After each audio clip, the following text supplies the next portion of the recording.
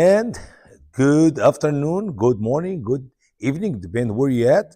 For those who will watch us later, it's Usama Daddok with the Street Wave Grace Ministry. Once again, thank you, Brother Derek, and all the congregation for allowing me to spend the next 2 hours. I'll do my best. We're going to keep it to 2 hours with you to cover this very important presentation, Islamophobia, fact or fiction. For those who have not seen me before, do not know about our ministry. The name of our ministry is the Straight Way of Grace Ministry. That name actually came out, as you see on the screen, from two verses: Muslims' prayer, Quran chapter 1, verse 5, and Jesus' answer, John 14:6. As I have always said before, Muslims pray to Allah, whom they think to be God. He's not God, of course. We know that Allah is Satan, for Jesus is God, and they ask him to guide them to the straight way. And as I'm astonishing, for all these years, 1406 years, I never heard a Muslim say, "Thank you, Allah, because you have guided me to the straight way." But their prayer is always, "Lead us or guide us to the straight way." Never been guided to the straight way. Why? Because Allah is not God. He cannot lead them to the straight way. The only way for Muslims to hear the answer for their prayer is for us, the believers in the Lord Jesus, to reach out to them with the answer for the prayer by telling them that our Lord said in John 14:6, "I am the way, the truth, the life. No one can come to the Father except through me." And that is the truth. We cannot get to heaven in any way, shape, or form except through Christ, the one who died for our sins and rose again. Because what separates us from God the Father except our sin? And if we do not accept what Jesus did on the cross, we have to pay for our sin. And what is the punishment? What is the payment for our sin? The Bible is very clear. The wages of sin is death. But thanks be to God, the gift of God is eternal life through our Lord and our Savior, Jesus Christ. This is let me go back here. I would like to share with you this very important picture for in my presentation. My beloved wife Vicky, and she sent her greetings to all of you. And sorry that she could not make it for some health issue. Please keep her in your prayer. Vicky and I have been married now 36 years. We just celebrate our 36th anniversary. And as I always say, I really believe, deep in my heart, that these 36 years are the best years of her life. All right, let's show you how humble I am. Very humble guy, you know. Islamophobia, fact or fiction. This is the study which we're going to be doing today, Lord's willing. And I always say that you'd be surprised about new words come out. There's always new words. Language change, and we get with new phrases and new words. But when phrases come with faith, it's not supposed to be new. If Muslims have the right belief and the right religion, since Muhammad died, nothing should be added to their belief. And if Christianity is true, since the Lord Jesus, or when we say amen in the end of the book of Revelation, that be it. You cannot add to it. You cannot take away from it. If you can add to it, that means God did not finish his work and you're going to help him out, add another chapter or a few pages. You can't do that. So where is Islamophobia come from? We know from Christian faith about the persecution of the church, as the scripture already foretold that they will be killing you, they will persecuting you, and when they do that, they actually thinking they're doing God a favor. But where in Islam we learn about that Islamophobia phrase? Actually, if you go on, if you use your AI or Google, let's say around 1900, was there any Islamophobia? No. 1950, was there any Islamophobia? No. 1975. As a matter of fact, that phrase did not come to grow in the world except after September 11. So who invented that word? It was invented by the Muslims. For what reasons? You can figure it out as we're going to move on in our study, or I can just simply tell you to shut up anyone and everyone for critiquing Islam, to speak about Islam. The moment somebody say, Allah said, Muhammad said, here we go, another Islamophobic guy or another Islamophobic lady. But is it fact or fiction? That is what we'll be talking about today. First of all, the word phobia. What is phobia? and irrational fear. That's you're afraid of nothing. Literally, I have a good example for that. My own sister, Sister Phoebe, she is afraid of fly. So if we are sitting in the living room and a fly coming in, zzz, you can hear the sound of the. She said, kill it," and she will literally cover herself. I mean, she's older than me. I'm not talking a little child, a grown-up woman, and she's afraid of fly. I call her. Yeah, she's living in a phobia. She have fear of a fly. It's like the fly will bite her or maybe eat part of her arm or something. Of course, fly cannot do that. So that is phobia. But when we talk about Islam, we're talking about real fear.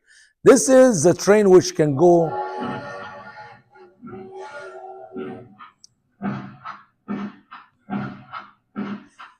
10 miles an hour train. I mean, I know it's a train. And I know it is a huge machinery running on 2 tracks. But it is, once again, don't forget, 10 miles an hour. I picked up a train. I can give you a better other stories or examples. I picked up the train because we're talking about that huge machine running with the power of steam. And some people will be afraid to go there. No, for me, I can easily walk inside the train, come down the train. As a matter of fact, I can play my soccer ball, jump the soccer ball on my foot in front of the train and go between the tracks. No problem. Why? It's 10 miles an hour. It's nothing to be fearful of. So people say, don't go close to the train. It can kill you. Yeah, it can kill, but not that one, the 10 miles an hour. The train we should be afraid of is this next train, which is Islam. It is actually a rational fear. It is like that train. We're not talking about 10 miles an hour. We're talking about 300 miles an hour train. As a matter of fact, it may look like a one car. These are a bunch of cars, but they're going too fast. Islam is like that fast train is not like the first train. As a matter of fact, if you are within 4 or 5 feet from it and the train comes out, it will suck you in. The high pressure of the 300 miles an hour is suck you in and it will kill you. We have to separate between the fear of the first train, which is things people can be afraid of in normal life, or the fear of Islam. Islam is not an irrational fear, but it is rational fear, as you're going to find out later as we go. Now, if you go online on the Wikipedia, and sometimes people think, Brother Dirk, if it is in the Wikipedia, it's true. Wow, I can take you to the Wikipedia and let's look for Usama Daddok. Stuff is written there, you run away from the guy, or stuff is written there, you can hug and love the guy. I don't know, how can you be both?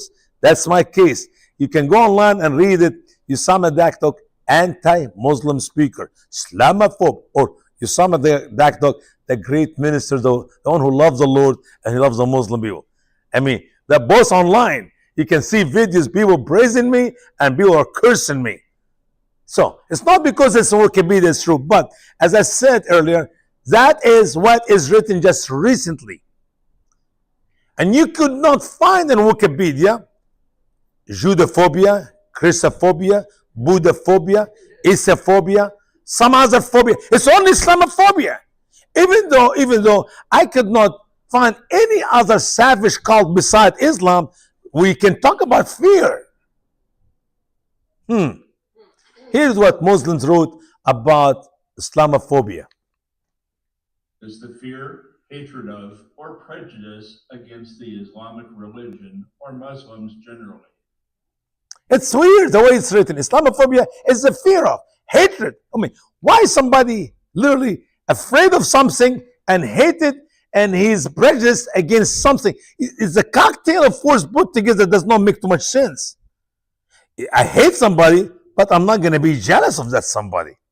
If you hate it, why you be jealous of it? Or you be prejudiced against it, or whatever other words they're going to put to make it. We have a problem not with Islam, not with the Muslim, but we have a problem with Islam. And when you mix it together, no, it's not or. I love the Muslim people. As a matter of fact, as I always say, you cannot call yourself a Christian and you don't love the Muslim people. You have to love them. You must love them. Simply because our Lord taught us to do what? Love your enemy. These are our enemy. I mean, what other enemy you're not going to love if you don't love the Muslim? Did really Jesus meant To love the Muslim or enemy? Yes, indeed.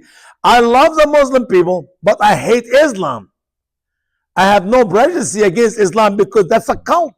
How you prejudice against what? Against some rules and some stuff? It does not work that way. But we need to separate between Muslims and Islam. Muslims are the victims of Islam. They are victims number one of Islam. And we can talk about Islam in a very negative way, and people look at us and say, here we go, another Islamophobic guy or a lady. But we can actually open the Quran. Let the people hear what Allah said in the Quran, and let the people hear what Muhammad taught in the Hadith. That's his teaching, his sayings. It's called the Hadith. Or actually, let's just people look at the life of Muhammad and the early Muslim believers, and then we can judge. Even up to date, we are not finished with Islam because the Muslims who believe in Islam, who practice Islam, those are the first victim of Islam, are great evidence that there is something wrong with that savage cult. So, if you go to CARE website, you can learn a lot about the Straight Way of Grace Ministry or Usama Daddok. Either way, that's me. And people always ask me, well, why can't you update your website? I said, well, I don't have time and it costs money. But if you really want to have some update about me or my ministry, just go to CARE website. You will find everything you need there. What is CARE? CARE is a Muslim jihad organization in America. CARE is one of the chapter of the Muslim. They are Hamas. If you do not know anything about Hamas, you go to CARE, you find out yourself. Except that CARE in America, they just look a little bit different because they wear suits and ties. So having a suit, having a tie, now you're a moderate Muslim. No, that's hogwash. You're still a Muslim. CARE or Hamas. CARE or Muslim Brotherhood. And I know now, thank God for our government here, did a great job to acknowledge the Muslim Brotherhood in Lebanon, in Jordan, and Egypt to be extremists or radical, to be terrorists. What about the Muslim Brotherhood of America? What about the Muslim Brotherhood of the rest of planet Earth? They're the same. They eat the same food, they drink the same water, they believe in the same Allah, they believe in the same Muhammad, they believe in the same Sharia, Islamic law, the same ideology, and they're practicing here with suit and ties, and they practice there in a jalabiyah. What different does what you wear? It's not what you wear, it's what you believe in your heart, it's what you think in your head, what you act with your hand. And that's exactly what is Muslim Brotherhood. So, CARE added me as one of those U.S. Islamophobia network. Yes, indeed. Long time ago, a good maybe 17 years ago, they added my name to the list. Usama Daddok, Islamophobic guy. How this happened? So I was speaking in a place in Cleveland, Ohio.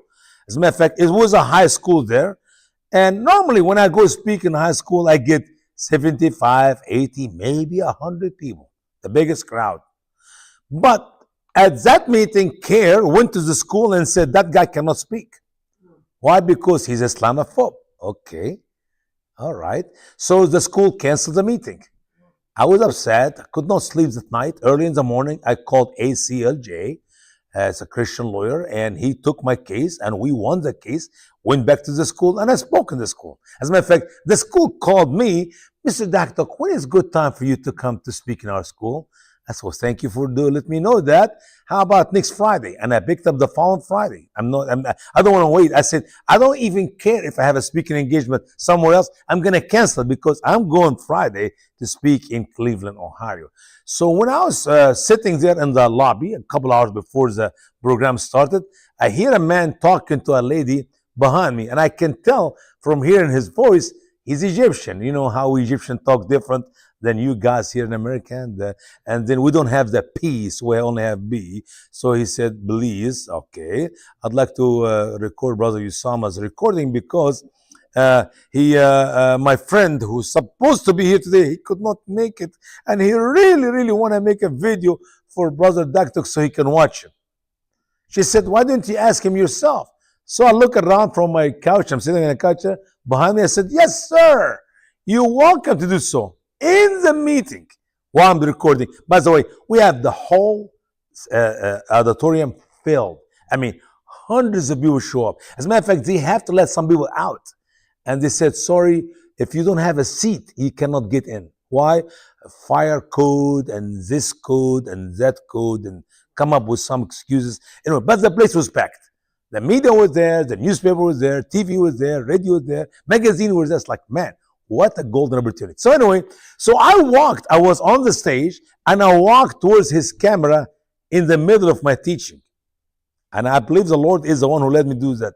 So I said, for example, I didn't even know how I made it fit in my teaching. For example, this gentleman here, he's a Muslim from Care. I have no idea if he's from Care or not. I thought he would say, no, I'm not from Care, but he did not say that, which means that, yep, I am right, he's from Care. And he came today to record me because he says, as Muslims always lie, that his body could not come and he really needed that video for his friend.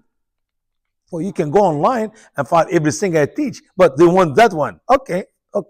I was doing the infiltration of Islam to America. That's my subject. And the reason he's recording me today is very simple, because he's going to edit my work to make me look like a bad guy, so he can use that video in the future to stop me from speaking somewhere else. That is the whole agenda. Why does this gentleman show up in the meeting? Because they tried to stop me a few weeks ago and they can't, and now they're going to stop me using my own teaching. And that's exactly what they did. And believe it or not, it worked. Some churches who normally will have me to speak, after they schedule me, the Care met with them using the same video which they did to stop them. They cancel my meeting. Lots of places will not have me because of their work. That's how the devil works. So I did a presentation, 2 hours and 40 some minutes. They actually put it on their site, on Care website, 30 some minutes. When you cut 2 hours plus out of somebody's speech, you can make him say whatever you want to say. That's how cults are. Take a half of the verse out, take a word out, add a couple of sentences from your head. You can do whatever you want. So here is what they said about me. Usama Daddok claims American Muslims, quote, will kill your children. I mean, I love it. I claimed that Muslims will kill your children. Guys, that was after 2014. We're going to see the date in a minute here. That was after September 11. They already killed 3,000. They're not will kill, they killed your children. But they are smart. They know how to use their verbs. You know the word. Will means future. Do you know will kill? We will eat. We will travel. That's future. But we killed, yeah, that's a past tense. He should say, Mr. Daddok said, as I said it, killed your children. And they will continue to kill your children in America. But somehow he picked up the tense to make it in the future. By the way, the sound will not read for us the first two words for some reason. There's a delay in between my computer and the screen. Just look at the first two words and go from there. Like Daddok called Islam a, quote, wicked cult, end quote, a December 10th, 2012 event in Ohio titled, quote, Infiltration of Islam in America, end quote, which was sponsored by the Mansfield North Central Ohio Tea Party. Daddok also claimed that American Muslims, quote, will kill your children, end quote, and that, quote, we are in a war with Islam, end quote. Yes, everything you're going to see on the screen, which they have on their site, is true. And I stand up with every word what I said. But what my problem I have is, when you say Usama Daddok and you forgot to say that he was quoting Allah, he was quoting Muhammad, he was quoting Muslim scholars. And that is the problem I have with these wonderful Care jihadi Muslim of America. Don't you dare cut the word of Allah and make me the bad guy. The bad guy, his name is Allah. The wicked guy, his name is Muhammad. The evil ones are called Muslims, not Usama. I'm just reporting what they said and what they did. So, yes, they are a wicked cult. Islam is a wicked cult, that's true. And by the way, that was 2012. So that was 16 years ago. I said that Muslims, American Muslims, here we go. American Muslims, and if I said it, if I remember exactly, I said who are not. That's just a phrase. Or I always say Muslims in America, American Muslim. When you put it in quotation, it means it's not true. What? Will kill your children. Yes, they did kill in the past, and I was talking about the continuing of killing in the future. And we are in war with Islam. That's true. We're not in war with people. As a matter of fact, I always say it's a spiritual warfare. It will never be ended with bomb. The only way we can end the problem we have with Islam is to take it in the right way. It is spiritual warfare, can be won only through the gospel, the truth of the gospel. Muslims are shouting from the river to the sea, Palestine will be set free. We talked about that in our last time. Yes, they can be set free. So is also all the Jewish people of Israel, by knowing the Prince of Peace, by knowing the freedom which we have only in Christ. So it's a spiritual warfare, not to be won by bullets. Daddok also made hate-filled claims such as, No, see, he's going to talk about things I said, which is, I know it's my voice, it's my picture. I cannot say it. But once again, after the editing, he said hate-filled claims. Claims means what? It's not true. Why does he add the word claim to my teaching? It's very simple, because they took the verses out. They took the word of Allah, the word of Muhammad, the true history of how Muslims lived the last 1400 years. The day will come, that's one of my statements. And Muslims in America will have the upper hand, and they will kill your children for not eating the lawful food. It's amazing. That phrase, that statement here, which they put it in one paragraph, came out of 3 different parts of my seminar. I was talking about one thing, the upper hand. I was talking another thing, the killing of the children of America. And I was talking about the unlawful food, which I can put the last 2 together because I repeated myself. But somehow they picked up an early talk in my seminar with the part in the middle of my seminar. What about the upper hand? What upper hand? What is the verse? I mean, I always ask people, can you tell me what was the verse I quoted which the Muslim took out? You don't know what verse. It's very simple. Quran chapter 47 and verse 35. And here's what Allah said. Weak, and do not call for peace when you have the upper hand. Do not be weak. Do not call for peace when you have the upper hand. Who's speaking here? Allah. Speaking to who? Speaking to the Muslim believers. When Muslims do not have the upper hand, like Muslim at USA today, they are weak. They are peaceful. But when they will have the upper hand in the near future, when they become strong in this country, they will not call for peace. Why? Because Islam is not the religion of peace. It's only peaceful religion, temporary, when Muslims do not have the strength, do not have enough people or the enough weapon to kill and to destroy and to steal. That is a fact. So that is when we talked about the upper hand. I did not say anything about the upper hand with killing our children, but the killing of the children come from another verse, which also CARE took out of the site. They edited out of my video. Quran 9:29. That is when Allah said, engage in war with those who?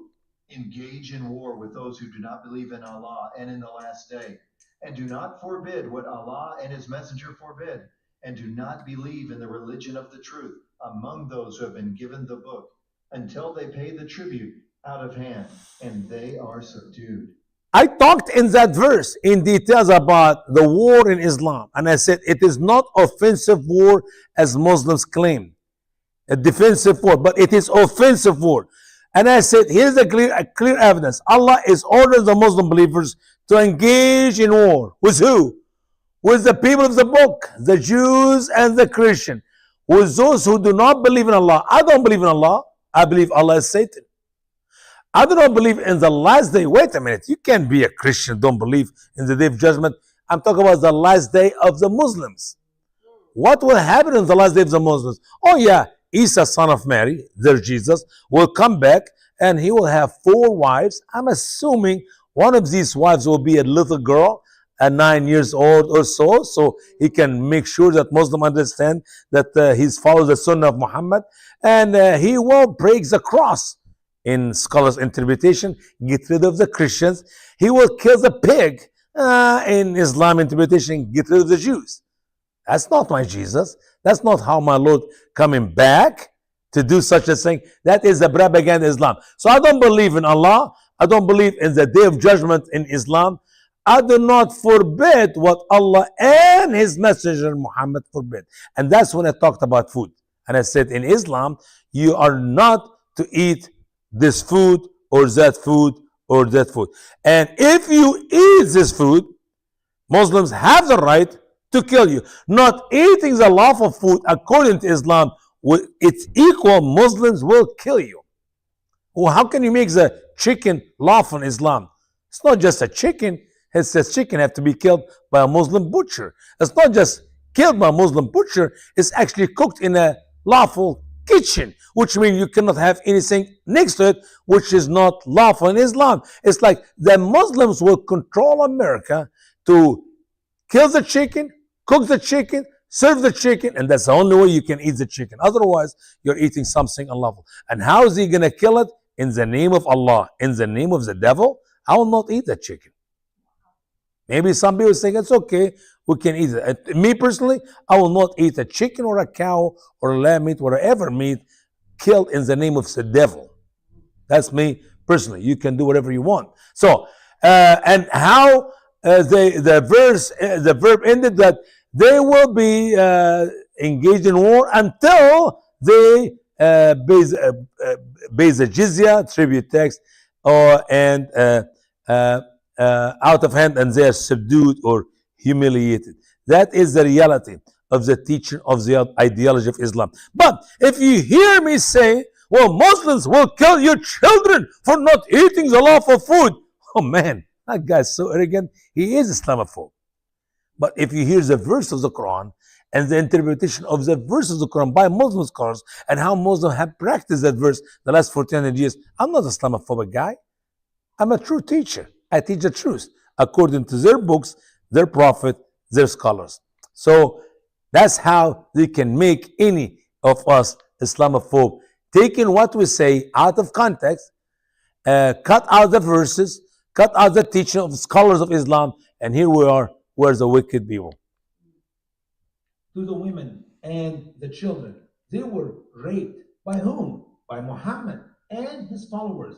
And they got pregnant and they had babies. And the babies were born by the names of Fatma, Khadija, Obama, Hussein, Barak, and all these wonderful Muslim names.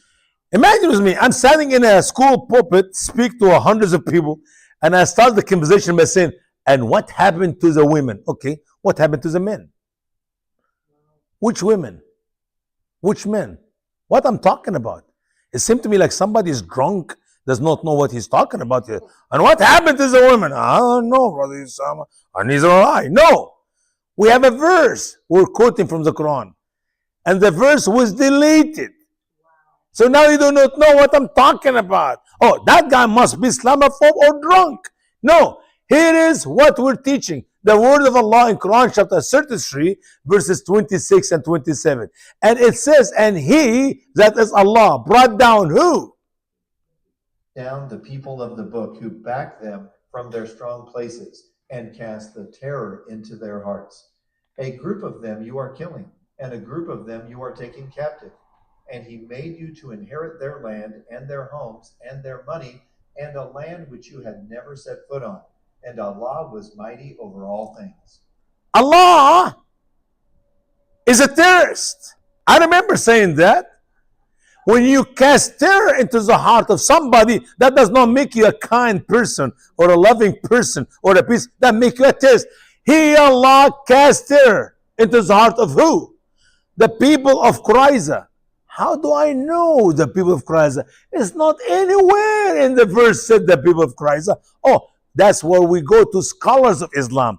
All of them, Al-Tabari, Al-Qurtubi, Ibn Kathir, Al-Jalalain, Baydawi, the Makhshari, all of them are in agreement that these two verses we're talking about Bani Qurayza, who just happened to live literally 2 miles, a little bit over 2 miles from Muhammad used to live in Yathrib, as a Jewish city who took by the edge of the sword and renamed Mecca.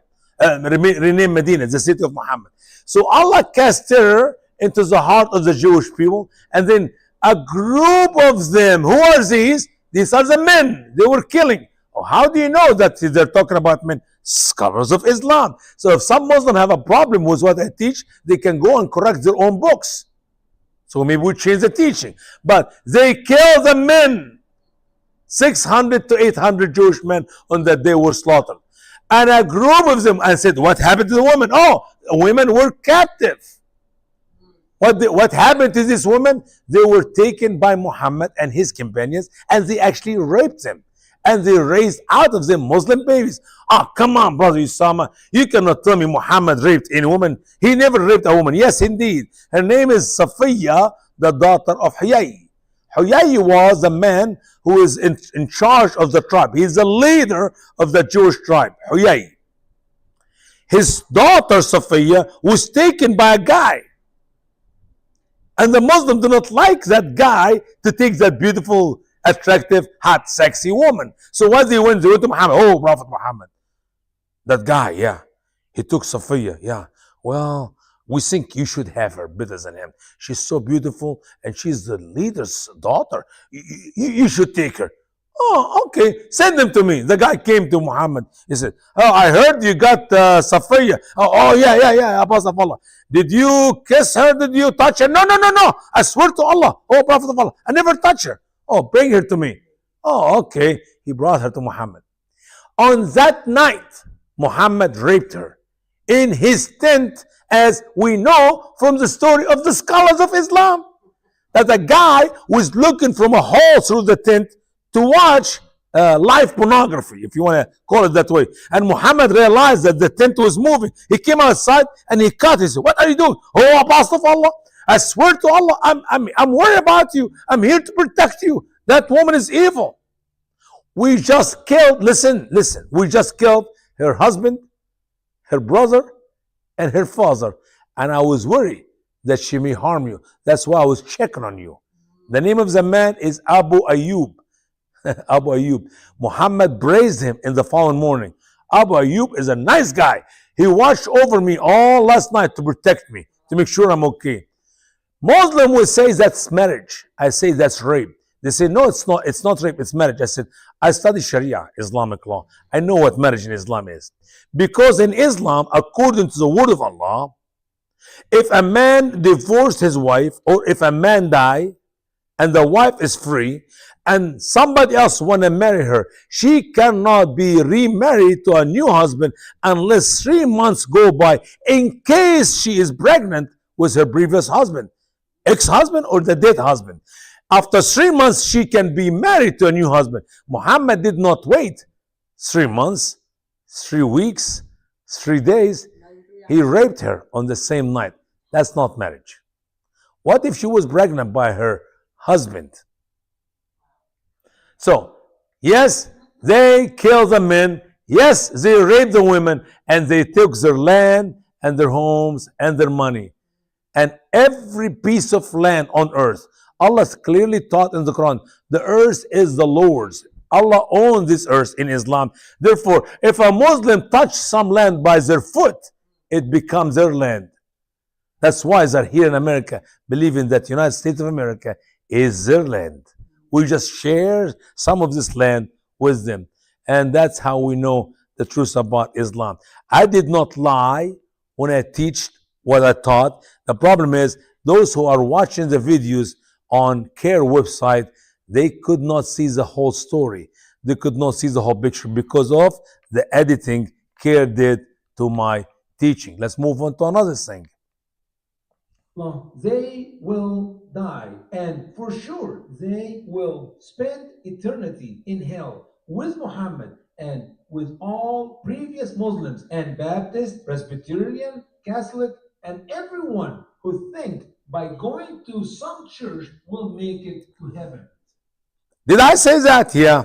What was the conclusion of the Muslims?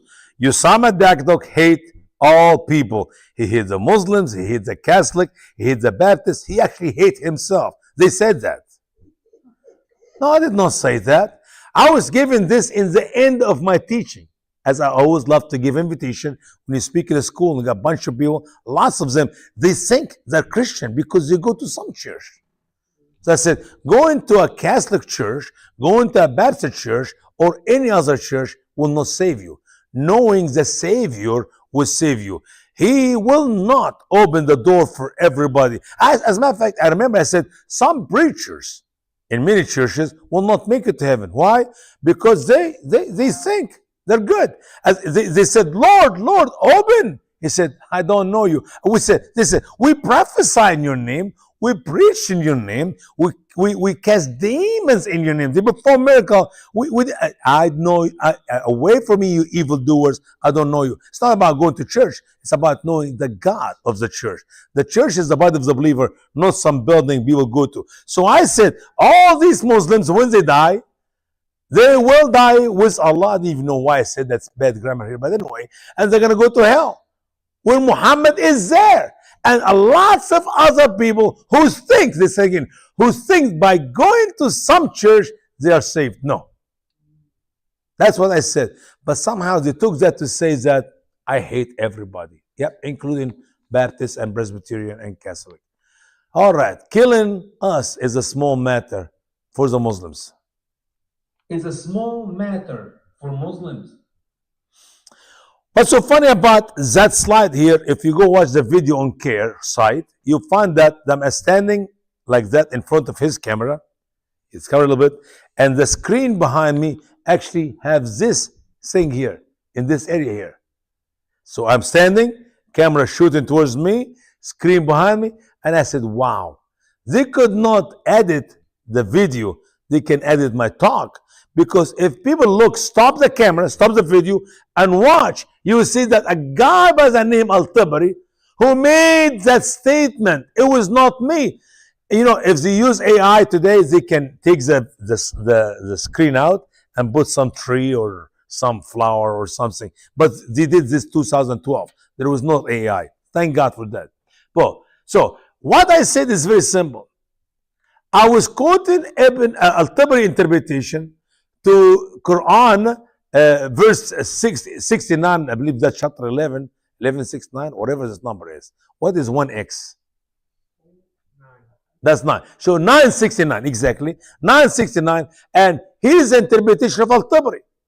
They took the verse out, they took the interpretation out, and they made me say, killing Muslims, killing you is a small matter. It's like I'm a bad guy.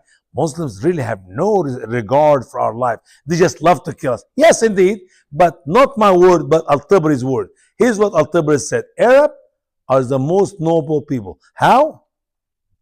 Noble people in lineage, the most prominent and the best in deeds. We were the first to respond to the call of the Prophet. We are Allah's helpers and the viziers of his messenger. We engage in war with people until they believe in Allah. He who believes in Allah and his messenger has protected his life and possessions from us. As for one who disbelieves, we will engage in war with him forever in the cause of Allah. Killing him is a small matter to us. I remember saying, if you're Allah, if your God need your help, search for another God. Our Lord does not need our help. We need Jesus' help every second of our life. And I said, Al-Tabari said, they engage in war with people. And I talked to the school on that day, and I said, are you people? And they said, yes. I said again, are you people? They said, yes.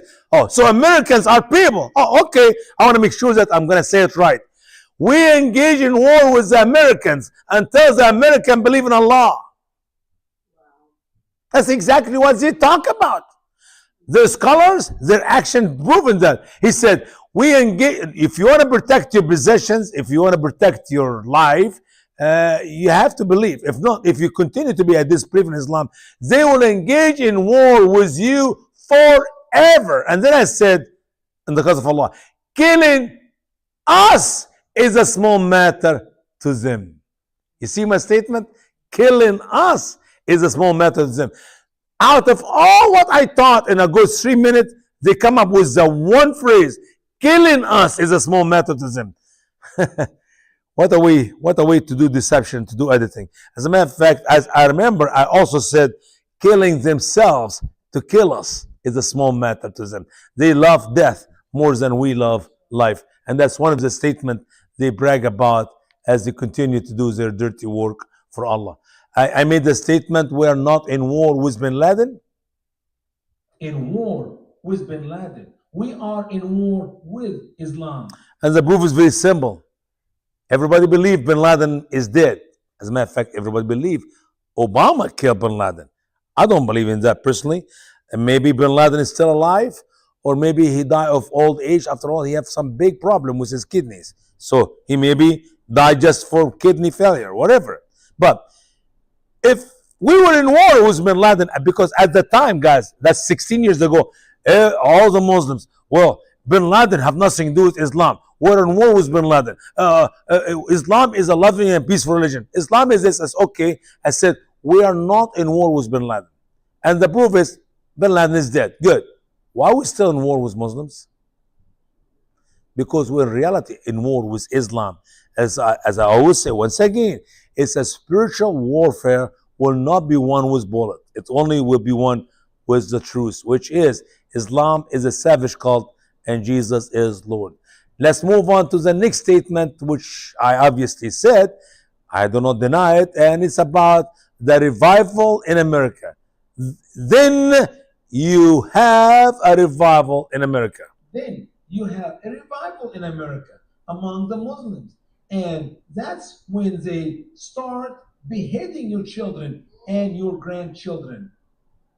First of all, you don't start a sentence by saying then. I mean, then what come before then? Once again, they edit it, they cut it. That's the whole idea. If Muslims catch one sermon of somebody in America, they can make him Islamophobe. No problem. I'm talking about there were Muslims, and they still until today, who call themselves in America moderate Muslim. What is moderate Muslims? Those are what we're going to read a little bit about here. It's called hypocrites. Those who believe not to kill the Jews or Christians and live in peace and harmony. Yep, this could work. Yep, this could work for a good 50 years. And if we come to America to believe that there is moderate Muslims and there's bad Muslims, like Mr. Trump has been doing lately. I spoke against Bush for 7 years. I feel like now I have to speak against Trump. I have to speak the truth. So he said, Muslim Brotherhood, some of the Muslim Brotherhood are terrorists. We're not going to have them. Excuse me, all of them. What do you mean some? But at the same time, he'll bring Muslims from Saudi Arabia and gives them a big piece of land in Miami. And bring Muslims from Qatar, which is the supporter of Hamas, and gives them a huge place in Delaware to teach them to fly as F-16 and trains them. What are we doing? Oh, these are good Muslims. Why? Because the other one is the bad Muslims. If you believe in moderate Muslims and good Muslims and bad Muslims, that means you will continue to believe that they have the right to come to America. And if they have the right to come to America, the number will grow from 10 to 20 to 50 million.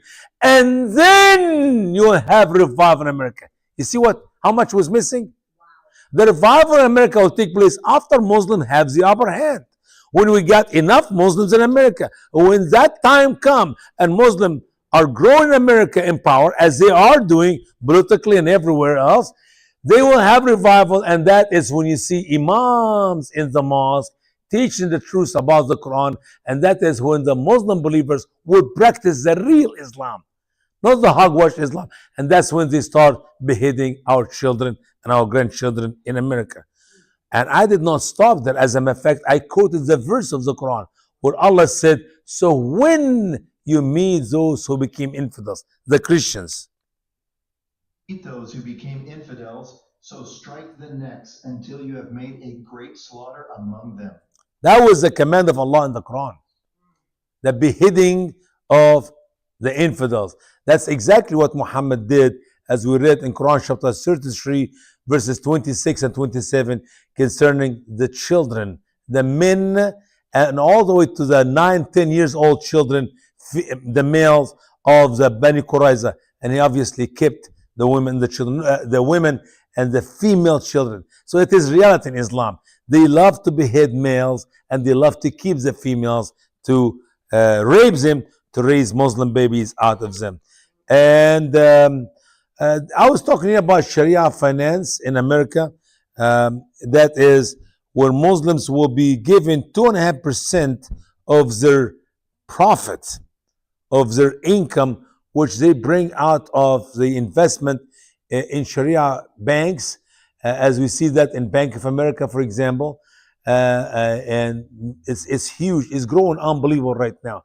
Majority of business in America now are moving to Sharia finance because they want to have the billions of dollars from the rich oil countries to invest in America.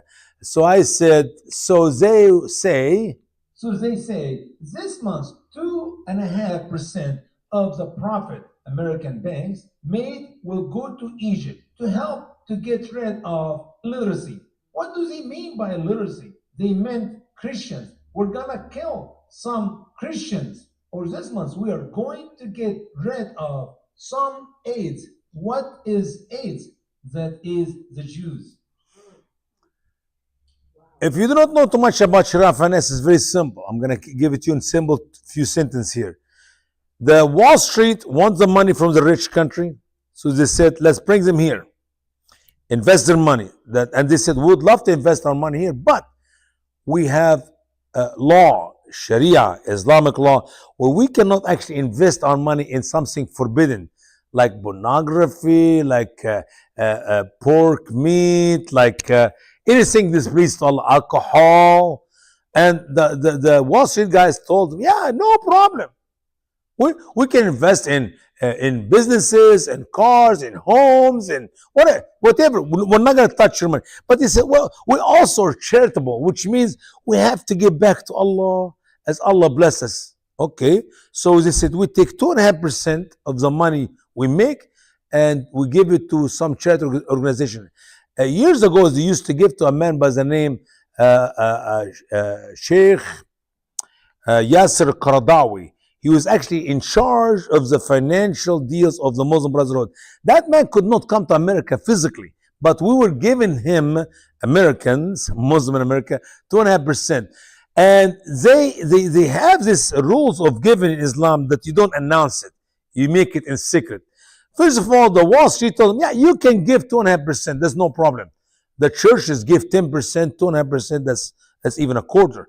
But they said, we cannot tell you who are we giving the money to? Because if my right hand will let my left hand knows what I'm giving, now I lose the blessing of Allah. Sure, you can do that. So they will say, this month's profit, we're going to give the 2.5%, we're going to write a check because we're going to get rid of illiteracy. And what does it mean by it? Is one thing, because Muslims always lie, it means Christian. And that's exactly what's happening right now in Nigeria. That people are supporting through the Sharia giving, through the charity of Islam, to the Boko Haram. And what we're doing. From 2009 until now, over 100,000 Christians were slaughtered in North Nigeria. And I'm sick and tired because nobody talk about it. Not the media, the church. Forget the media. Why all what the church, some of the churches do in America, this week we need to pray for the persecuted people of some. No, do something about it, not just praying. Prayer without faith is like nothing. Have we ever seen churches in America, black and white, go outside in unity, protest the beheading and the killing of the 100,000 Christians in Nigeria, and the thousands of Christians in Somalia, and the thousands? We do nothing about it. Yeah, we're in portion. Once a year, some Christians hold a sign quietly in the street, abortion, kill baby. Well, thank you so much. Are you doing anything about it? No. Why? Because some people in our churches are committing abortion. Talk is cheap. Prayer without walk. And so on. When we talk about AIDS, yes, they can come up with any names. And it's amazing now. In Minnesota, a state in America, we just discovered the last few weeks, billions, guys, not millions, billions of dollars are given, and the governor know about it. As right now, actually, that guy is gonna end in prison. Billions of dollars going to Al-Shabaab. I mean, the airport knows that these bags have $10 million, $1 million, whatever number of money. And they just have a form. There's a $10 million, there's $1 million. And they allow the bag to fly from that airport, Minneapolis, to Somalia.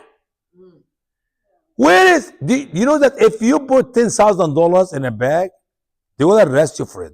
You'll be in deep trouble. But millions? Oh, but they have the form, brother. The form said, and you can count. Who made up that ridiculous, stupid rules that since they have a form that you can send? And where's the money come from? Our tax giving, our taxpayer. God help us. That's corruption. That's exactly what's happening with the Muslims all over America. One more thing they talked about me in another meeting I did in St. Cloud. Cloud Times in 2016, Daddok, quote, called Islam a savage cult that teaches its followers to kill non-believers, end quote. And it's amazing that St. Cloud Times, they actually were so happy when we were speaking in Minnesota. That was a long time ago too. That was 10 years ago. That we actually were supposed to speak in a Baptist church there. And the Baptist church canceled the meeting because they got the letter from CARE and they showed them the video. And I'm an Islamophobe guy and I said this weird stuff. Look what he says. Okay? So obviously, if I saw the videos they put about me, I will not have me to speak in a church. Why? Because it's very bad. But if you see the whole video, it's a different story. So anyway, so the church canceled. As a matter of fact, I was in my way to the church when Vicky called me. Usama, have some bad news. What? The church canceled. No problem. I talked to the preacher. He will not tell me why. I found out later why. CARE. And then we decided to go to a restaurant. So we find a restaurant and say, we're going to have lots of people, lots of food. You're going to be selling. And if you need more money, we'll give you money. We use the biggest restaurant they have there. And then the restaurant canceled. So we actually found a guy who sells guns. I mean, that's like a very conservative place. He have a big room, bigger than the facility here, the church size here. And that's where he rented for people if you have a wedding or you have a birthday or something. And after we signed a contract with him, he also canceled. And during these 2 weeks, we make a new meeting. The newspaper, St. Cloud Times, write this beautiful articles about me. Then I told my two friends, find a place, don't mention my name, and let's make it a secret meeting. Bluegrass music. And we got a government building. And we used that government building. And before, just 1 hour before, 45 minutes or so before the meeting, I called the newspaper and I called the media to come to have an interview with me. So they came, and man, you should see that lady. She was very, very unhappy. She was very mad. She was so rude. How in the world do you come to that building? Who gave you the right to be in that building? I said, ma'am, why are you full of hate towards me? Why you are so angry? Well, this is supposed to be bluegrass music. I said, what can you hear right now? Can you hear that? Bluegrass music. They're playing. But you're not supposed to speak here. I said, says who? After the guys finished bluegrass, I would stand and speak. I mean, are you punishing me for allowing you to have a time to interview me? And I said, how do you introduce me to your people here in Minnesota? I don't know what you mean. How your newspaper produced me to the people. I do not know what you say. Let me show you. I grabbed these two newspapers. The first one, anti-Muslim speakers. The second one, hate-monger speakers. Islamophobe speaker, Usama Daddok. I said, why do you introduce me like that to your people? Well, I did not write that article. Yeah, it was my mother. She came from the grave and she wrote it. Of course, if it's not you, somebody else worked for your nutcase newspaper. And then I said to her, if I stand up in the pulpit right now, after we finish bluegrass music, and I read Matthew 5, 6, and 7, the greatest sermon, the Sermon on the Mount, will you tomorrow write in the newspaper, anti-Christian speaker, Usama Daddok? She said, no. I said, why not? She said, we just read the Bible. And I said, that's exactly what I do. When I read the Quran, I just read the Quran. You call me anti-Muslim speaker, hate-monger speaker, Islamophobe, when I read the Quran. Why didn't you do that with the Bible? I begged that lady to stay. And I said, take all the notes you can. And before all the place, by the way, that room was also packed because they cancel us and we get back and cancel us, newspaper. It's good and bad. It's good because if I don't have that mess, I may have 50 people, 25 people. You never know a meeting like that, how many people show up. But because of that, I get the hundreds, which is good. So anyway, so I talked in that meeting and I explained all the things of Islam, and I told her and the other media were there, please, tomorrow, when you talk about Usama Daddok, just be honest, be decent. Say Usama Daddok said that Allah in Quran chapter 2 verse 281 said, quote me, quote in the Quran. Don't take the Quran out and make me the bad bearer of news. It is Allah who is wicked. It is Islam, it's evil. It's not me. Be fair and be balanced. So yes, Islam is a savage cult, and Islam teaches to kill all, not just non-believers, all non-believers. Here we go, the verse which I quote in my presentation. Allah here is speaking to the Muslim believers, and He said, so when the forbidden months are past. Forbidden months are past, so kill the polytheists wherever you find them, and take them as captives, and besiege them, and lay wait for them with every kind of ambush. So, if they repent, and perform the prayer, and give the legal alms, so leave their way free. Surely Allah is forgiving and merciful. This is very well known verse by all Muslim scholars, the verse of the sword. Just recently I was traveling with my son to speak in some places in Minnesota, and I told Caleb, let's talk to AI. Sure that he have AI on his phone. And I said, AI, yes. Is Islam a loving and a peaceful religion? Sure, Islam is a loving and a peaceful religion. Can you quote me any verses in the Quran which teach that Islam is a loving and a peaceful religion? Absolutely. Quran chapter 2 verse 256, Allah said, no compulsion in religion. I said, whoa, stop. I'm talking about a verse in the Quran where Allah taught the Muslims to love the Jews, to love the Christians, to love one another. A verse teach love somebody. Can you find me a verse in the Quran where Allah said, oh, you who Muslim, love so and so? And I wait. AI, do you understand my question? Yes, but there are no verses in the Quran where Allah said to love somebody. I said, wow, thank you so much. And then I said, AI? She said, yes. I said, do you know anything about the doctrine of abrogation? That is when Allah cancel, erase, delete, or replace something He taught earlier. She said, sure, the doctrine of abrogation is very well known doctrine in Islam. That is when Allah revealed new verses which most likely came late in the life of Muhammad to abrogate the previous verses which came earlier. And I said, excuse me, do you know that Quran chapter 2, verse 256, which you quoted for me a minute ago, where you said in it that verse teach peace and love, which did not, no compulsion in religion, is an abrogated verse? Yes, absolutely. Quran chapter 2, 256 is abrogated by Quran chapter 9, verse 5. And when she said that, I lost it. I raised my voice and I yelled.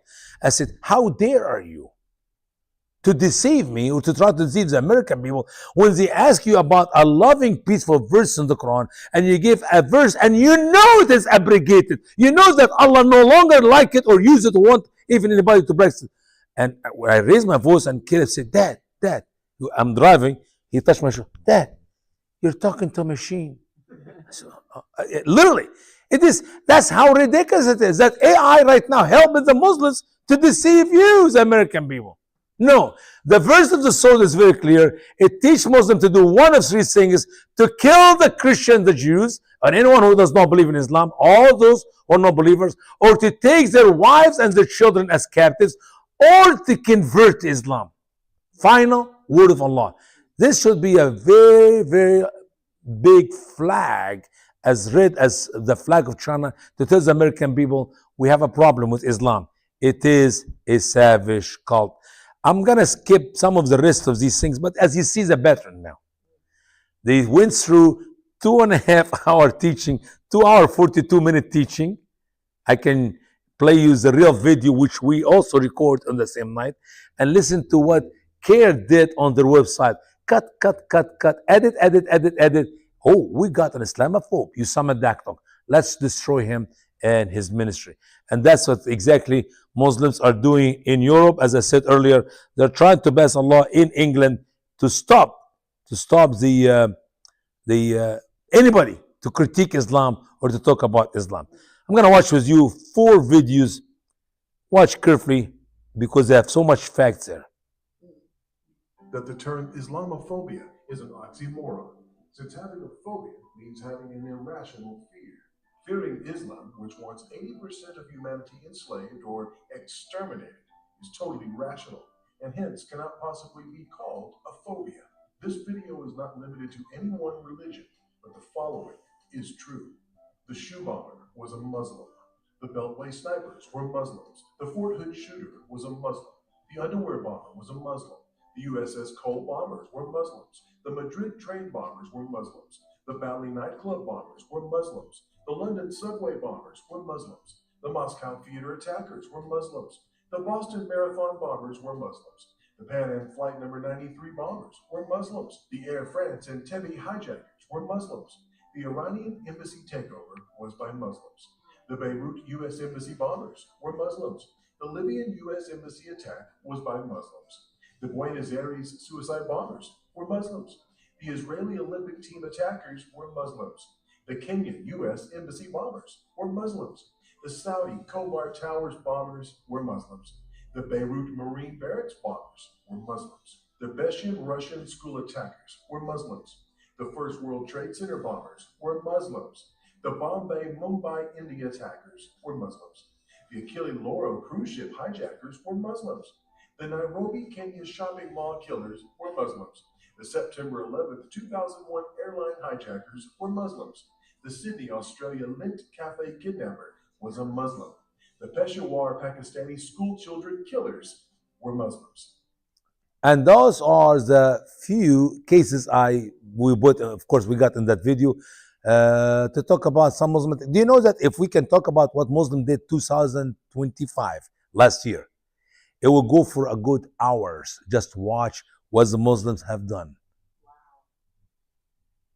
I did not mention the attack on Israel from Gaza 2023, the October 7 Muslims.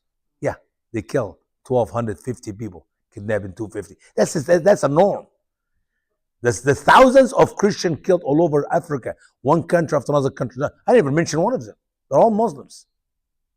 So obviously, from the fruit we know the tree. That is what come out of Islam. Blood shed. All right, let's move on to the next video, which is the conflict of Islam. Think of it. Hindus living with Jews, no problem. Baha'is living with Jews, no problem. Jews living with atheists, no problem. Sikhs living with Hindus, no problem. Hindus living with Baha'is, no problem. Christians living with Jews, no problem. Jews living with Buddhists, no problem. Shintos living with atheists, no problem. Buddhists living with Sikhs, no problem. Baha'is living with Christians, no problem. Buddhists living with Shintos, no problem. Buddhists living with Hindus, no problem. Hindus living with Christians, only a rare problem. Atheists living with Buddhists, no problem. Confucians living with Hindus, no problem. Atheists living with Confucians, no problem. Muslims living with Jews, problem. Muslims living with Sikhs, problem. Muslims living with Hindus, problem. Muslims living with Baha'is, problem. Muslims living with Shintos, problem.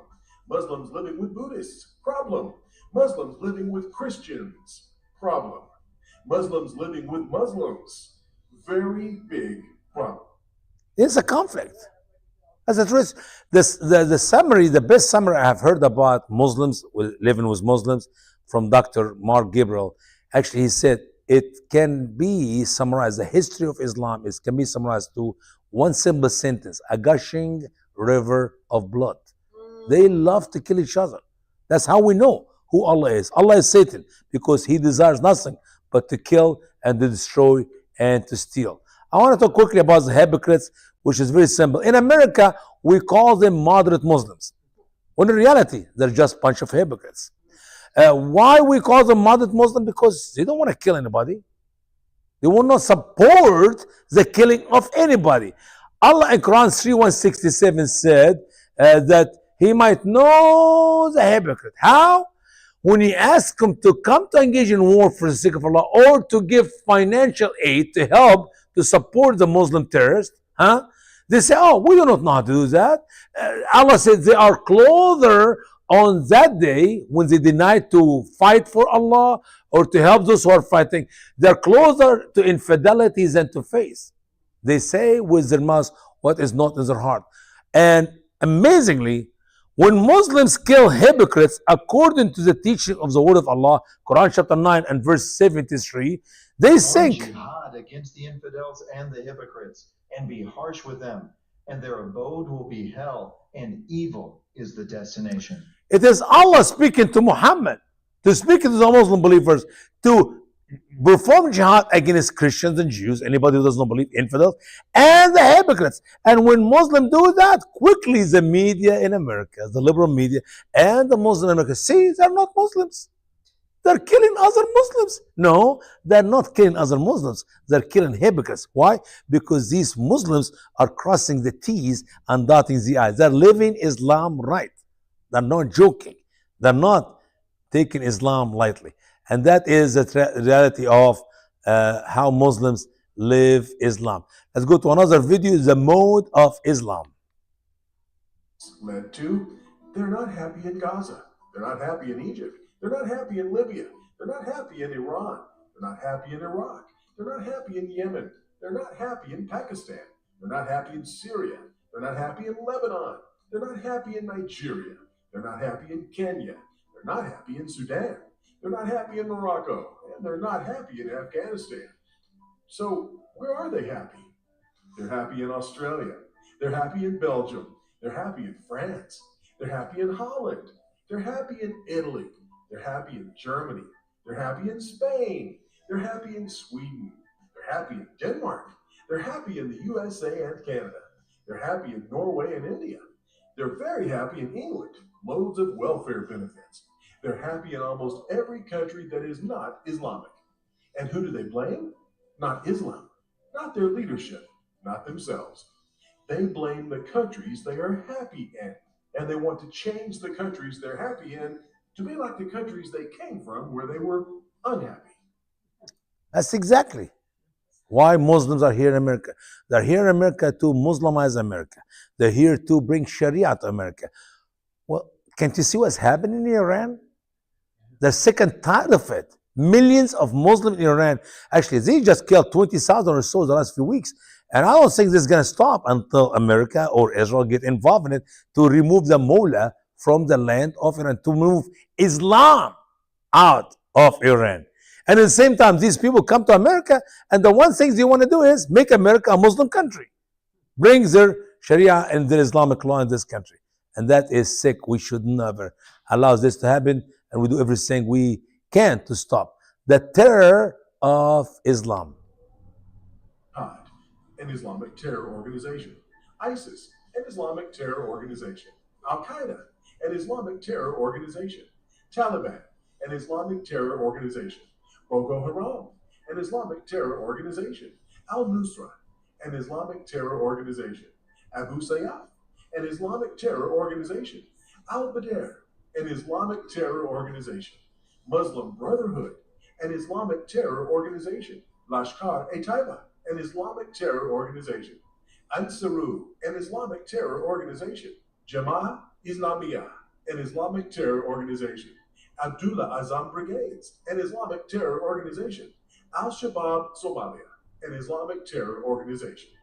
And this is just scratching the surface on Islamic terrorism. There are more, lots more. Thank you from author IQ Al-Rasuli. The fact is, these names, which we are very familiar with, are the biggest groups in the Muslim world who are jihadi, who are terrorists. But what about the other thousands and thousands of other groups who only have few thousands among them? Can you imagine? Thousands and thousands who have thousands. That's hundreds of thousands who are practicing the same belief. Once again, the problem is not in the name of the denomination among the Muslims. The problem is in Islam itself. Islam itself is a savage cult. I will maybe share with you this next one here, which is very important about the excuses we gave for that violence. We, the West, not the Muslims, we, the West, we try to find any reason to set the Muslims free from Islam and say this have nothing to do with Islam. All right? So we call this the reasons given to explain Muslim violence, self-radicalized. The first one is People are uneducated, okay. self-radicalized. All right, self-radicalized. The first one, these people were uneducated. Yep, or maybe I talked about that here before. Uneducated. Yes, I understand the importance of knowledge because my people are destroyed for lack of knowledge. But the problem is not about these people. The problem is about our people. We as American, we as a Christian, we are uneducated about Islam. A simple reading to the Quran will bring any person who have some logical common sense to understand that we have a problem and the problem is Islam. Islam is a source of tyranny, not the people who are victims of it. We need to educate ourselves. If you are in Egypt, to join the Muslim Brotherhood, you have to go to college. They don't have high school kids in Egypt, Muslim Brotherhood. You be in college, that's when you become a member of the Muslim Brotherhood. The second reason is these people are poor. And by the way, that's the two lies which Obama washed the American people brain with, and him and John Kerry did a great job to give billions, not millions, but billions of dollars to Muslim countries, and the record in our history is written, so we're not making it up. To do what? To build schools, to educate and help the Muslim world economically. You know, the poor people, they're poor and they need education. So we build them a school. Do you know what they were teaching in these schools? The Quran. We teach them to become what? More terrorists. We made terrorists with our money. Yeah. As I always say, if you investigate the leaders of the Muslim jihadi all over the world, they're all rich. Osama bin Laden, actually, so far, we owe his family $40 million. We freezed $40 million, not 4,000, not 40,000, not 400,000, not 4 million, 40 millions. Can you imagine if we got another liberals in the White House and gives that money to his kids and his grandkids? It could happen soon. You never know. Anyway, so they're not poor, they're rich. They're not poor. All right? People are poor. 3, these people are mentally ill. People are mentally ill. It's a good excuse. It worked in the hospital. As a matter of fact, I just watched a movie. It's called Memphis or whatever. It's big word. Anyway, a good movie. You should go watch it. I believe all Christians should watch the movie. It's about a guy who is demon possessed, and they have to electrocute him in Oklahoma because the gentleman who make a decision, the laws there said before you kill the person, on the day of killing, some psychologist, a doctor, will go and interview him and make sure he's mentally straight. If he have any doubt that if he's crazy or mentally ill, they cannot kill him because then you commit murder. And he was demon possessed. But if you have to, what? The movie was nefarious. Yes, that is a movie. It's a good movie. Anyway, so I think that is a good excuse with American laws. Where I come from in Egypt, if you kill somebody, it doesn't matter if you're mentally ill or not mentally ill, off with your head. Within good maybe 7 days, 8 days. We in America, it's injustice. I hate to say that. Nadal Malik Hassan, the Fort Hood shooter here in Texas, he actually killed 13 people, and one of them was pregnant. So 14 souls died on that day. And he wounded 35 other soldiers in Fort Hood, Texas. And he shouted Allah Akbar 50 sometimes, and he got the bullet out of his. He's a professional killer. He knows what he's doing. We could not take him to court for 4 years because he refused to shave his beard. And the law in the military, to go to court, you have to shave your beard. You have to be dressed in the uniform of whatever branches you serve. So Obama changed the law where he said now Sikh can serve in the big long hat and women in hijab. So okay, so now he went to, after we gave him 300,000 plus 312,000 salary, and our government knew that he's sending that check one at a time to Hamas. I mean, it was in your face. And they promised us if he was be found guilty, all this money will be returned. Yeah, good luck. Let's call Hamas. Hamas, could you please send us the money? We gave it to you by Nidal Malik Hassan. But anyway, he was found guilty in 45 counts. And that was, what, 18, 17 years ago. He's still alive today. Where is the justice? And he was not even mentally ill. He was a normal guy. If he's mentally ill, they will never kill him. So we use that excuse as American by our lawyers who are serving the Muslim by our tax money to set them free. They're mentally ill. No, they're Muslims. They believe in Allah. They believe in the Quran. They practice in Islam. What part of that? Why you call them mentally ill? That to save their life? So they can live in our system for the rest of their life and spend a few $100,000 on them? I mean, some of these people are going to live 50, you know how much it costs to live a year in our prison system? Yeah, they will receive more benefits than you and I can ever receive. Last one. These people are Who misunderstand and distort Islam. I said, when you talk about Islam, it is the word of Allah in the Quran. When you talk about Islam, it is the teaching of Muhammad in the Hadith. Have you ever read one verse from the Quran to the American people? No. Why you say they misunderstood what? Islam. What Islam? The word of Allah. Can you read me something of it? No, we're not going to read anything of it. It's amazing. For all these years, from September 11 until today, almost 25 years, Fox News never quoted one verse from the Quran. The conservative station, Fox News. One time, what's her name? Judge Janine, she quoted Quran chapter 39 and verse 50, I believe, about the hijab. And she lost her job because of that. She quoted the verse. You know what they have right now? A brand new show on Fox News. We get a Muslim imam with a good Jewish rabbi, naive, and a Christian lady, naive, more naive than and they're all singing together, and he's quoting verses from the Quran. Which verses? The abrogated verses. And he moved on. And not even quoting the verses, he's quoting sometimes half of the verse. One of the verses he quoted, common word verse. He said, Allah in the Quran said, O people of the book, the Jews and the Christians, let us have a intelligent conversation. He changed the word. He said, let us have a common words. And he stopped. I said, what is the rest of the verse? That we may know, that we will not worship any but Allah, and we will not associate any partner with him. So Christians and Jews must worship Allah and not worship Jesus. Welcome to Islam. And he think that he is quoting perfectly. No, he is the one who misunderstood the Quran. He is the one who distorted the Quran. The Quran cannot be distorted, especially when you read its interpretation by those scholars. I'm going to give you a couple of verses. I'm going to quit. All right? 3151. The tyranny of Islam.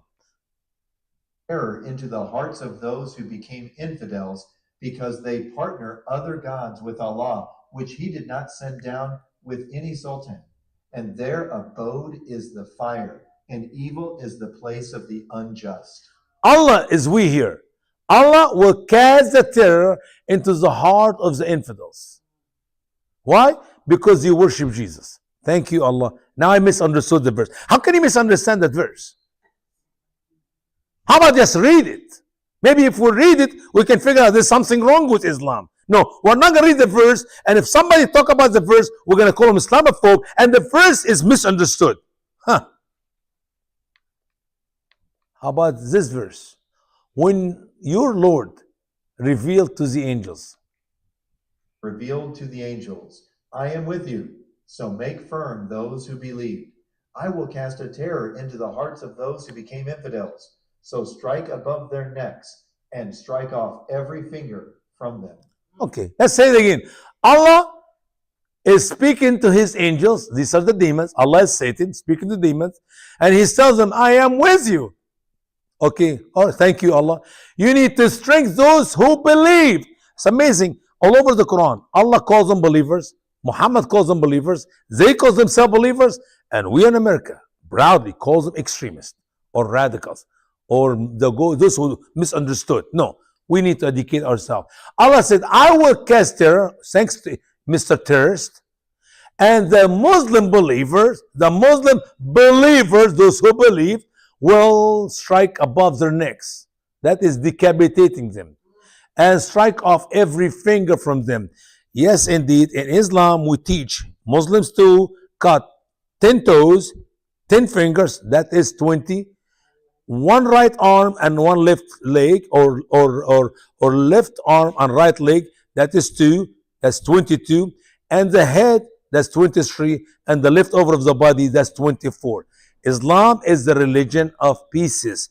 When we say pieces, it's our English is not that good, and you heard it wrong. You think that we said Islam is the religion of peace, when in reality, according to Quran chapter 8 verse 12 and Quran chapter 33, another verse which is the arm and the legs from opposite side, we know for sure Islam is a religion of pieces. Muslims are taught to kill, to cut, to dismantle the body of those who are Christians, Jews, or whatever, those who do not submit to Islam. There is no such a thing as Islamophobia. I can go on for another hour, but I'm not going to bore you. A simple reading to the Quran will bring us to the fact that Islam is a savage cult. And sadly, there's not too many people to speak the truth about Islam. And when Muslims lie, take our teaching out of context, removes the verses, removes the interpretation of the verses, removes literally the reality of the history, how Muslims lived in the last 1,406 years out of our teaching, and make us, those who speak on the topic, look like Islamophobe, when in reality, it is a savage cult.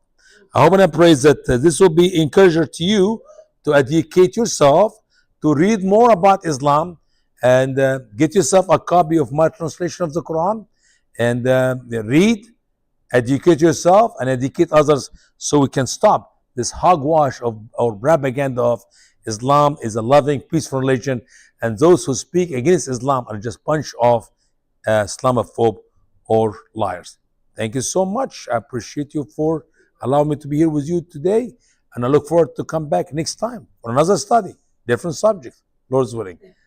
God bless you. Thank you.